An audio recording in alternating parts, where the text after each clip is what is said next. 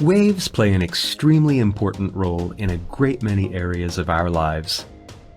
Sound and light are waves, as are earthquakes. Radio broadcasting, radar, and laser are also based on waves. Waves can be categorized by various properties. The most common categories are based on the medium through which the waves travel. They can also be grouped by polarization and frequency. Depending on the medium, waves can be mechanical waves, electromagnetic waves, and gravitational waves. The functions that describe the quantum state of systems can also be considered waves. They are therefore also called wave functions.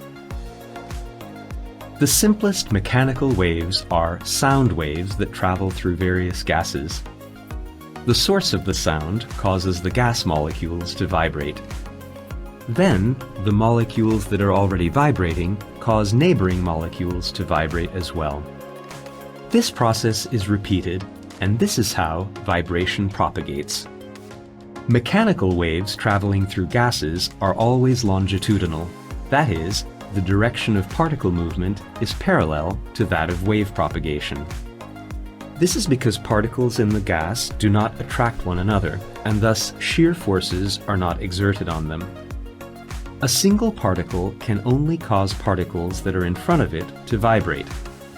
Longitudinal waves cannot be polarized. Mechanical waves traveling through solids or liquids can either be transverse or longitudinal. Transverse waves are waves in which the displacement of the particles is perpendicular to the direction of wave propagation.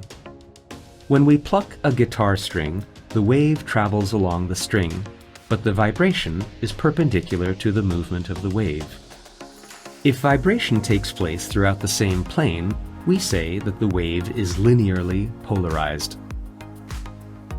Most of the waves observed in nature are not purely transverse or longitudinal, just as transverse waves are not always polarized in a single plane. These movements of particles in a certain medium usually occur at the same time. Any complex wave motion can be described as a combination of a longitudinal and one or more transverse waves. For example, when we look at waves on the water, the particles are moving not only up and down, but also backwards and forwards, so water waves can also be described as a combination of longitudinal and transverse waves. The reason for this is that water is not a compressible medium, so the downward moving particles do not compress the particles under them, but push them to the sides. Waves traveling through a solid medium, for example seismic waves, are even more complex. An elliptically polarized wave is a composition of two transverse waves, but this wave can be circularly polarized in special cases. A circularly polarized wave can be easily generated by tying one end of an elastic rope to a fan blade and keeping the rope stretched by pulling the other end. To transform a circularly polarized wave into a linearly polarized wave, one needs a polarizer. For mechanical waves, this polarizer is a gap. Once the wave passes through this gap, it becomes linearly polarized. If another polarizer, perpendicular to the first one, is placed in the path of the wave will not pass through it. Electromagnetic waves are not vibrations of a material medium. In fact, they do not need a medium to propagate, and they propagate the fastest through a vacuum. They are generated as the changing electric field produces a changing magnetic field, which in turn generates another changing electric field, and this process is repeated. When electromagnetic waves are generated, there are no vibrating particles, so it is not easy to interpret polarization in this case.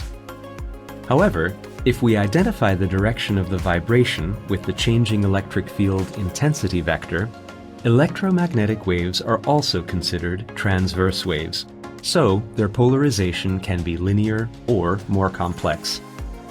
Natural light is a wave that is not polarized in a single plane, as it does not come from a single source.